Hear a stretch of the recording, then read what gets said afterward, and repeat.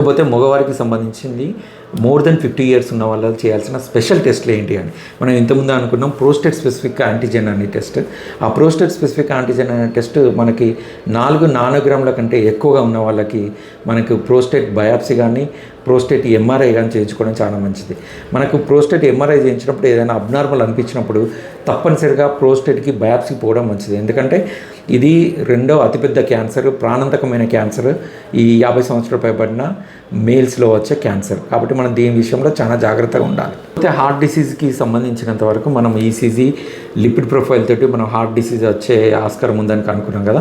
ఇదే కాకుండా మనకి వాళ్ళ ఫ్యామిలీలో ఎవరికైనా హార్ట్ డిసీజ్ ఉన్నా లేదా పేషెంట్కి కొత్తగా ఎరెక్టైల్ డిస్ఫంక్షన్ వచ్చినా, అన్ఎక్స్ప్లెయిన్డ్ చెస్ట్ డిస్కంఫర్ట్ ఉన్నా, అంటే ఛాతీలో బరువుగా ఉన్నట్టు అనిపించినా కూడా మనకు స్పెషల్ ఇన్వెస్టిగేషన్స్కి వెళ్ళాల్సి వస్తుంది.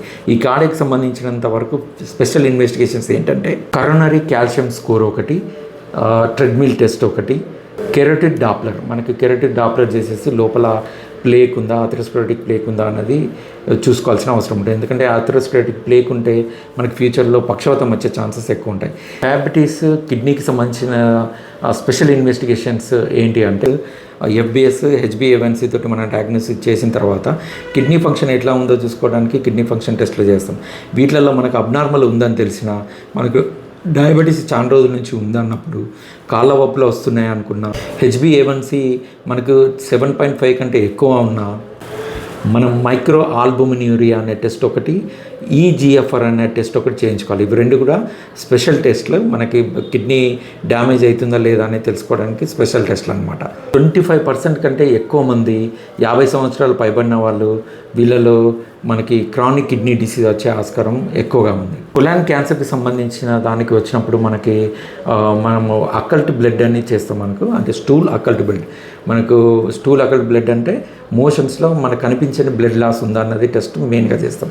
సో అది కనుక పాజిటివ్ వచ్చినా, ఫ్యామిలీ హిస్టరీ ఎవరికైనా కొలాన్ క్యాన్సర్ ఉందని వచ్చినా, మోషన్స్లో బ్లడ్ పోయినా, తెలియకుండానే వెయిట్ లాస్ ఎక్కువ అయిపోయినా కొలనోస్కోపీ కంపల్సరీ చేయించాల్సి వస్తుంది. మనకు 50 ఇయర్స్లో ఒక్కసారి కొలనోస్కోపీ చేయాలి. తర్వాత 10 సంవత్సరాలకు ఒక్కొక్కసారి కొలనోస్కోపీ చేయించుకోవాల్సిన అవసరం ఉంది. బోన్ హెల్త్కి సంబంధించినంత వరకు మనం ఇంతకుముందు ఫీమేల్స్లో ఎట్లా చేసినామో మేల్స్లో కూడా అదే ప్రకారంగా చేసుకోవాలి. వీళ్ళకి స్పెషల్ ఇన్వెస్టిగేషన్ అంటే డెక్సా స్కాన్.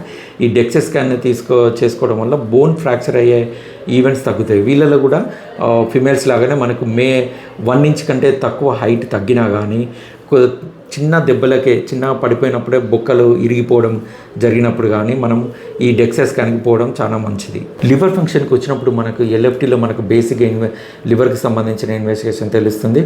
అల్ట్రాసౌండ్లో కూడా లివర్ డ్యామేజ్ అయిందా లేదా అనేది కొంచెం ఐడియా ఉంటుంది. సో 50 సంవత్సరాలు పైబడిన వాళ్ళు మనకి ఆల్కహాల్కి ఉన్నారనుకోండి, లేదా రీసెంట్గా జాండీస్ వచ్చిన వాళ్ళలో కానీ, over the counter pain killers ఎక్కువ వాడే వాళ్ళలో కానీ మనం స్పెషల్ ఇన్వెస్టిగేషన్ పోవాల్సి వస్తుంది. దీంట్లో స్పెషల్ ఇన్వెస్టిగేషన్లో మొదటిది ఫైబ్రో స్కాన్.